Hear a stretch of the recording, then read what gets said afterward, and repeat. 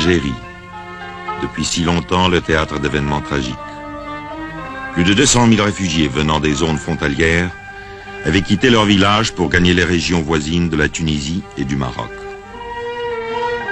Ils n'amenaient que ce qu'ils pouvaient porter sur leurs épaules. Depuis lors, pour survivre, ils n'ont pu compter que sur la charité et la générosité de leurs frères humains.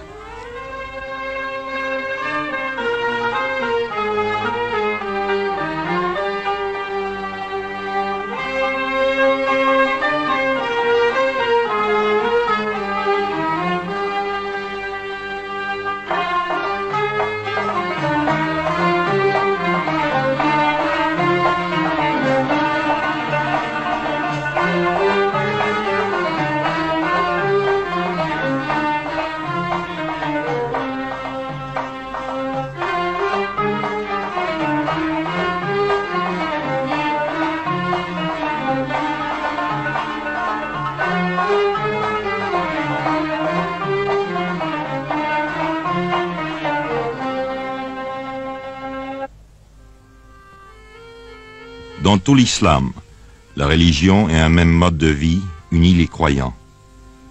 Pour le peuple musulman, une parole du prophète exprime le sentiment de leur solidarité. L'homme est à l'homme comme la pierre est à la pierre qui donne à l'autre et reçoit de l'autre la force qui fait la solidité de l'édifice. Lorsque venant d'Algérie les réfugiés arrivèrent, ils n'eurent rien à demander. La population locale partagea son pain avec eux. On les reçut comme des voisins chez des voisins.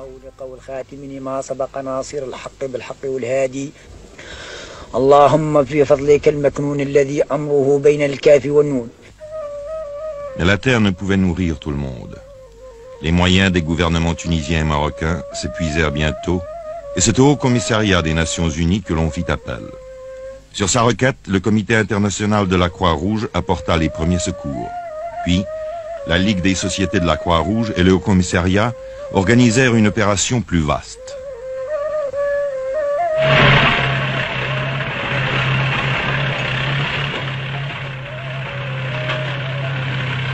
Dès lors, depuis 1959, l'aide aux réfugiés en Tunisie et au Maroc se fit principalement selon ce programme. Plus de 275 000 rations par mois ont été distribuées à partir de cette année-là, au Maroc par 27 centres et par 33 en Tunisie. À Figuig, petite ville marocaine dans le Sahara, la distribution a lieu le 12 de chaque mois. L'équipe arrive la veille au soir après des heures épuisantes de voyage sur les rudes pistes du désert. Le chef d'équipe, un Suisse, fait le point de la situation avec le caïd. Une bonne partie des 4000 réfugiés qui touchent leur ration à Figuig vit dans le désert, certains même à 100 km de la ville. Dès que le soleil apparaît au-dessus de l'horizon, commence l'arrivée des réfugiés. Ils veulent être là dès la première heure, comme s'ils avaient peur de manquer la distribution. Dans certains grands centres où la distribution dure 2 ou 3 jours, les gens font la queue pendant tout ce temps-là, mangeant et dormant en plein air. Quand l'équipe arrive au lieu de la distribution, elle s'entoure d'une clôture de barils vides.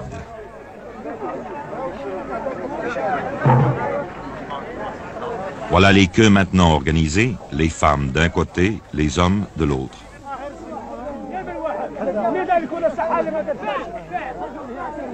Ils observent très attentivement les préparatifs. Les rations sont-elles toutes les mêmes? Ne manquera-t-il rien? Mais l'atmosphère générale est plutôt à la bonne humeur, même si parfois il faut intervenir pour prier quelqu'un de reprendre sa place dans le rang. Les vieux sont assis en cercle au milieu. Dans toutes les communautés musulmanes, les plus vieux chefs de famille sont entourés d'un grand respect. C'est pourquoi on leur laisse la priorité.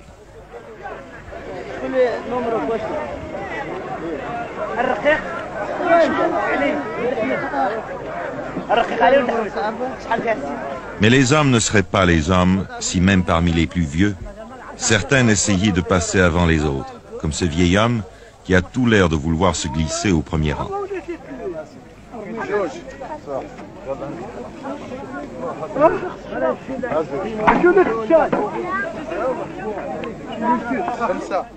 Chaque membre de la famille touche 120 grammes de savon.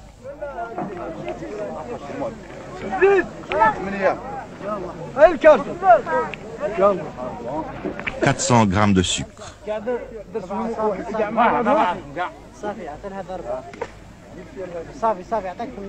400 grammes d'huile comestible, en fait la seule matière grasse utilisée dans la cuisine arabe.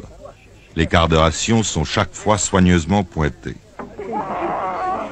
Les vieux servis, vient le tour des autres. À une certaine époque, les femmes étaient servies d'abord, mais à Figuig, les chefs de famille malins envoyaient tous leurs femmes, et les hommes qui venaient des lieux les plus éloignés devaient attendre jusqu'à la fin. Aujourd'hui, 10 hommes passent après 10 femmes. Remarquez, les femmes sont toujours les clientes les plus difficiles. Une hésitation de la part d'un homme du Croissant Rouge suffit à leur délier la langue.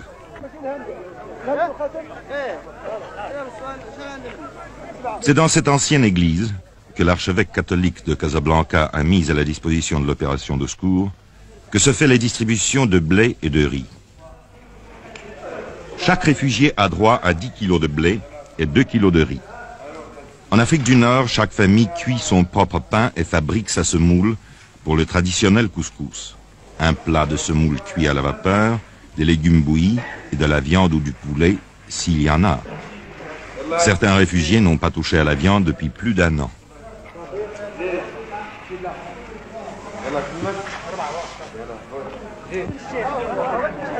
Autour de l'église, les enfants pauvres du pays viennent glaner les grains tombés.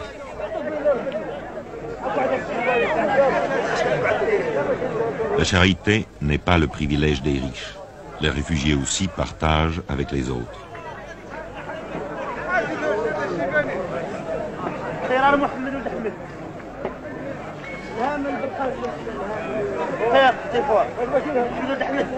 En moins de 2 heures, la distribution est faite.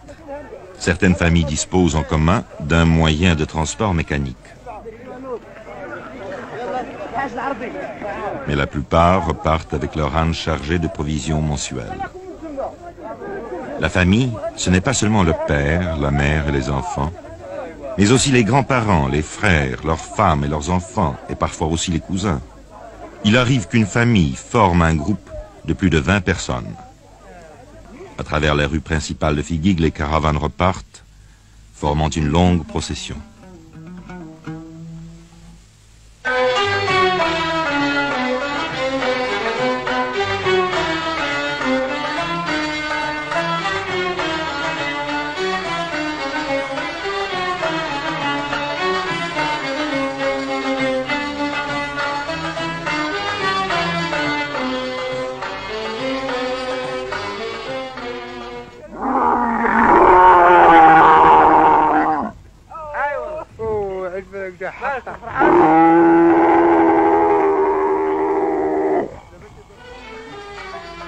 Une fois par mois, les chefs de caravanes bédouins, eux-mêmes réfugiés, ont encore des marchandises à transporter, les rations destinées à leurs tribus en exil.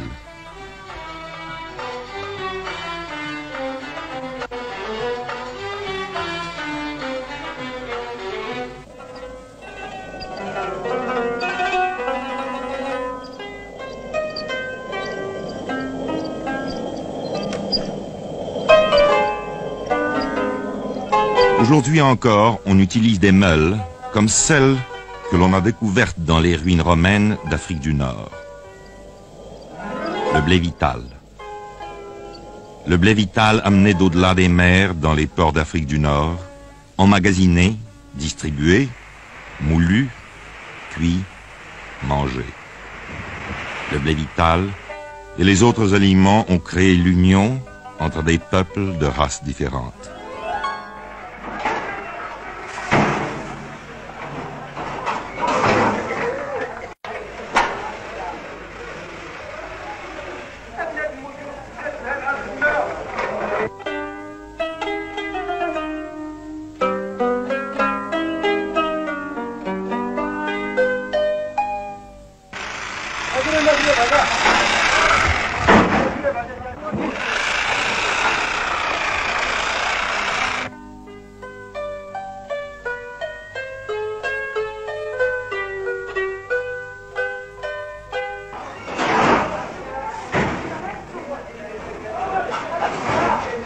L'homme est à l'homme, comme la pierre est à la pierre qui donne à l'autre et reçoit de l'autre la force qui fait l'édifice.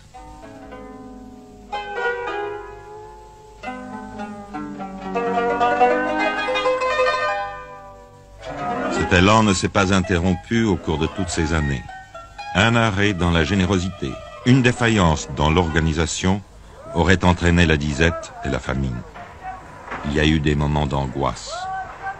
Le coût annuel de l'opération, 8 millions de dollars, de ne pas épuiser les limites de la générosité humaine, mais encore, faut-il les trouver?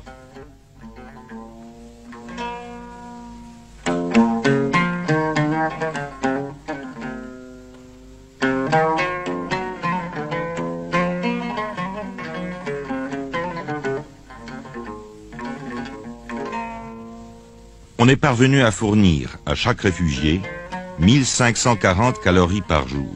Cela signifie que la nourriture doit être préparée avec la plus grande économie pour que les derniers jours du mois, la famille n'ait pas faim. Mais cela permet de durer.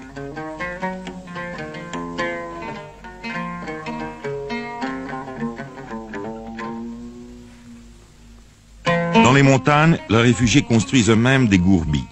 Un toit de feuilles sur un châssis de branches, le tout posé sur un mur circulaire, fait de boue ou de pierre, un trou servant d'entrée.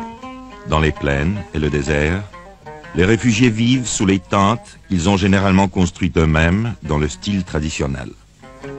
Quelques nomades sont arrivés avec le reste de leur troupeau. Cette famille possédait plus de 300 bêtes, mais la plupart furent tuées ou moururent pendant l'exode. Voilà ce qu'il en reste. Une douzaine de chèvres et de moutons qui donnent un peu de lait et de laine, mais qui symbolisent aussi l'espoir de refaire un nouveau troupeau. Pendant la saison des pluies, les réfugiés coupent dans la plaine l'alpha qu'ils troquent contre un supplément de nourriture.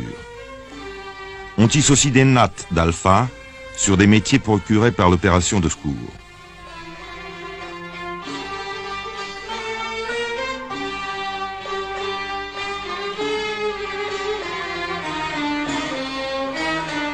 Ces nattes servent à réparer les tentes ou bien sont vendues sur les marchés locaux.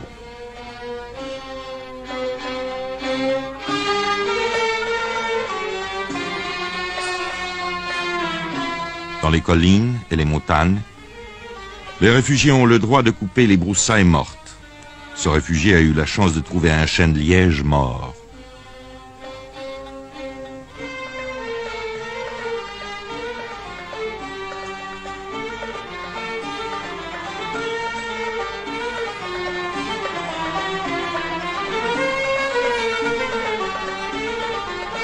Il y en a assez pour en vendre une partie sur le marché de la ville la plus proche. Les gens de la ville ont toujours l'utilisation des broussailles.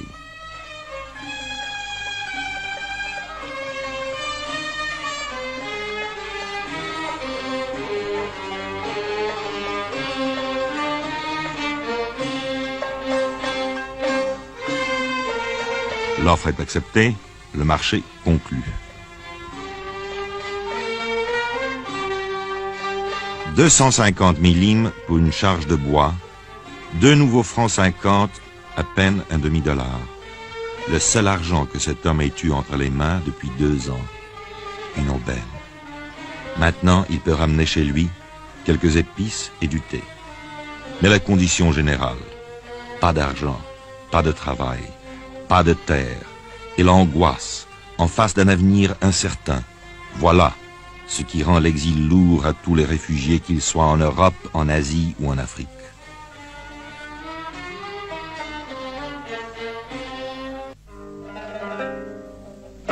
Les réfugiés dépendent entièrement du secours international. Dans ces conditions, un régime de 1540 calories par jour est souvent tout ce qu'on peut leur donner. Et 1540 calories ne suffisent pas aux enfants en pleine croissance. Or, les enfants constituent plus de 50% des réfugiés.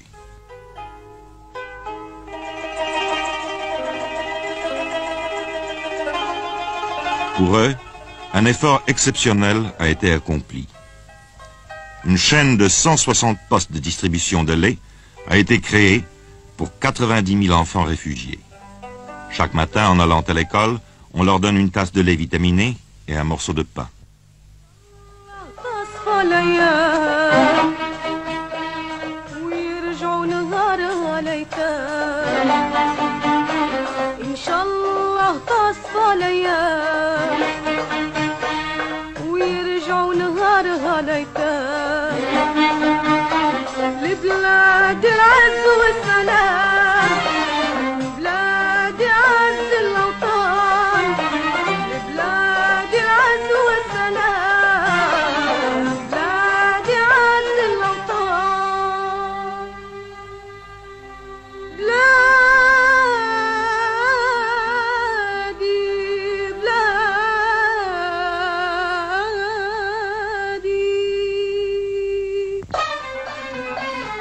Aujourd'hui, les enfants réfugiés sont pleins de vigueur et de santé. C'est joyeusement qu'avant de se rendre à l'école, ils passent au centre de distribution. Les autorités tunisiennes et marocaines ont permis l'accès de leurs établissements scolaires à tous les enfants réfugiés. Mais, dans certains cas, il a fallu avoir recours à l'aide internationale pour améliorer les possibilités dans ce domaine.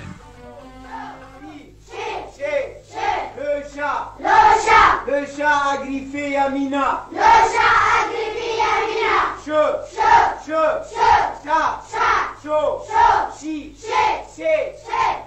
Il y a tant d'élèves que les cours sont donnés en 2 équipes. Mais la soif de connaissance est si grande que d'habitude le groupe de l'après-midi va au cours du matin et reste dehors pour l'entendre. De la même façon, le groupe du matin assiste au cours de l'après-midi.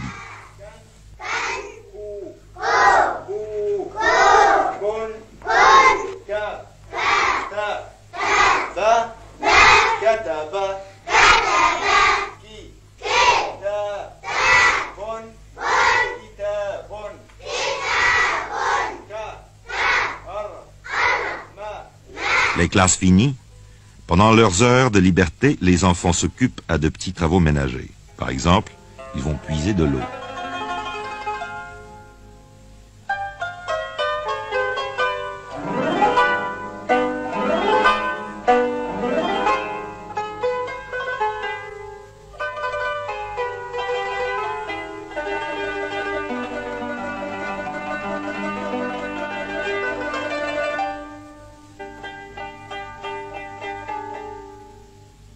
Mais comme tous les enfants, ils aiment jouer, même si les jouets sont rares. Voici un jeu que connaissent tous les enfants du monde. Il n'est besoin que de quelques cailloux qu'on jette en l'air pour les rattraper adroitement sur le dos de la main.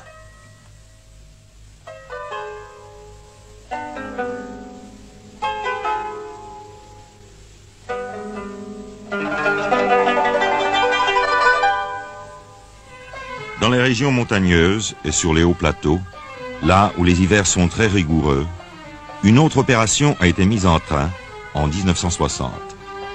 À l'heure du déjeuner, les enfants se rassemblent devant la tente du Croissant Rouge et on leur donne un bol de soupe bouillante et un morceau de pain.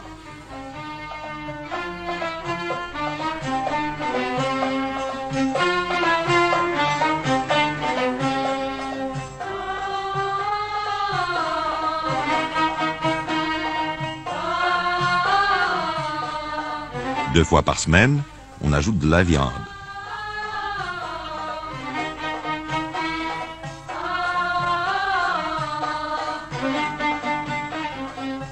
Pour que maman sache qu'il a bien mangé sa soupe, on fait à l'enfant un petit signe sur la main.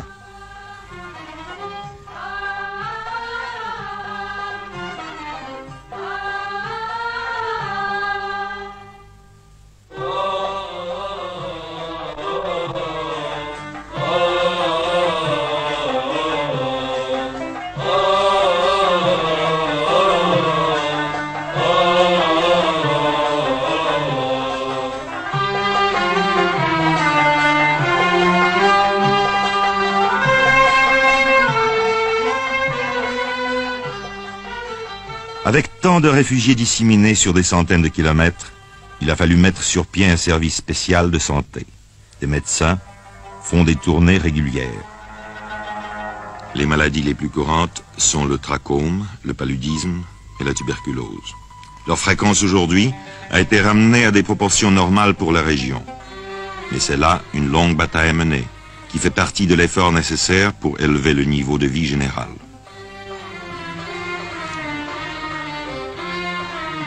En plus des services médicaux, une chaîne assez importante de dispensaires a été créée.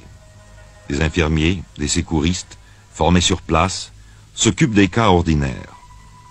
Les cas sérieux sont vus par le médecin. Ici, les malades reçoivent également des soins et des médicaments.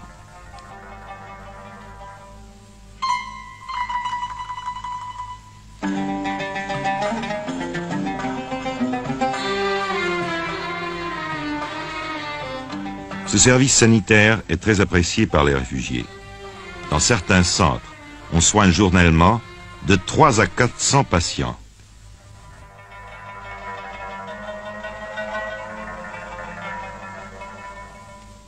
En Afrique du Nord, l'hiver, il peut faire très froid. En 1961, il est tombé dans cette région près de 2 mètres de neige. En hiver, les réfugiés restent à l'intérieur autour du feu. On leur a distribué des dizaines de milliers de couvertures et des centaines de tonnes de vêtements usagés. Et pourtant...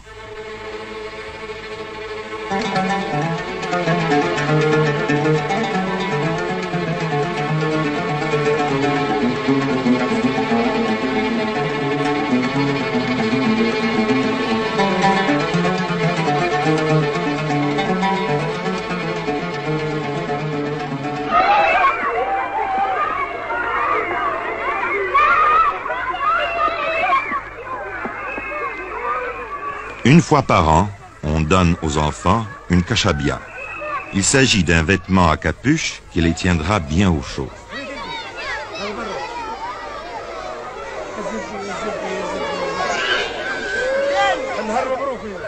Avec la meilleure volonté du monde, il est impossible de faire comprendre à ces jeunes gens qu'il est inutile de se bousculer. Mais les enfants sont trop excités. Ils ont trop peur qu'en fin du compte, il n'y ait plus assez de kashabia pour tout le monde. Si quelque chose peut décrire l'extrême dénuement de ces enfants, leur dépendance totale d'une aide extérieure, c'est bien cela. Cette crainte de voir la générosité se tarir quand leur tour viendra.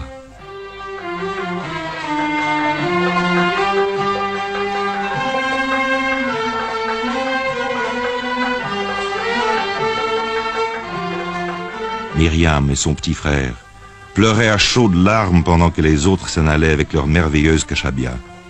Ils étaient les derniers. Mais il en reste encore. Pour lui, pour elle.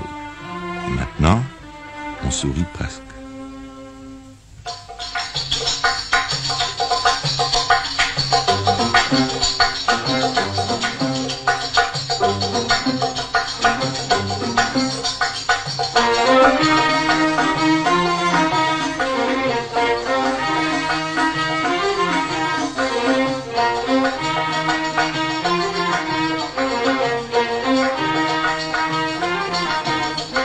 Voici ce qui a été fait.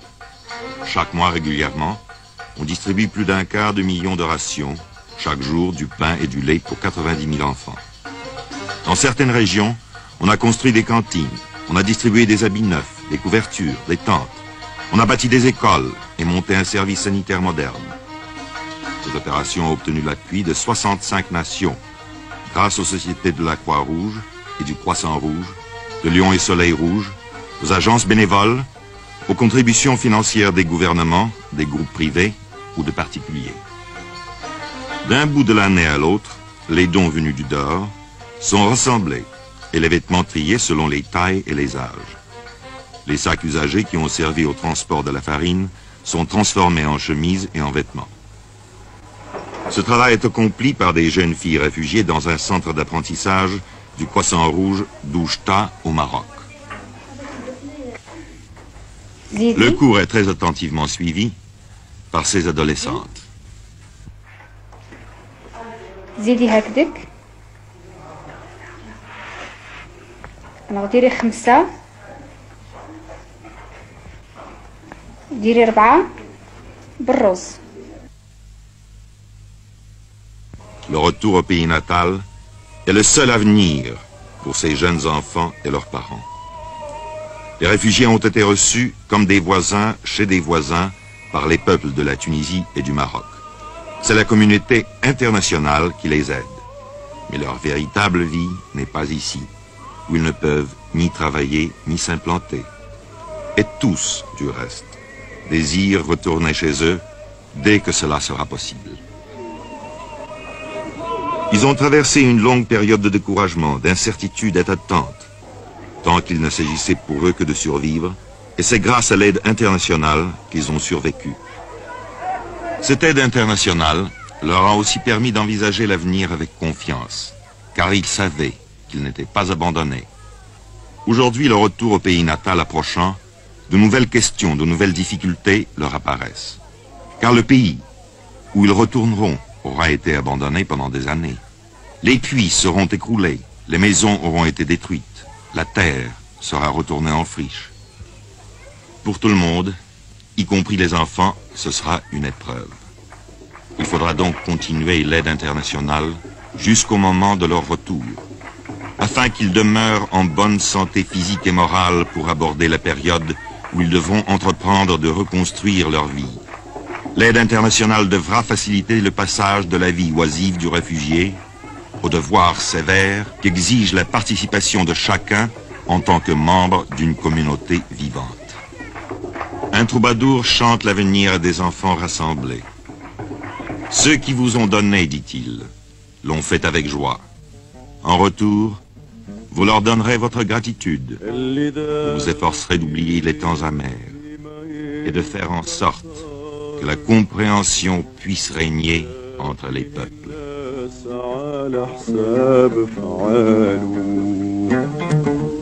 نتمنى التوحيد لجميع البشر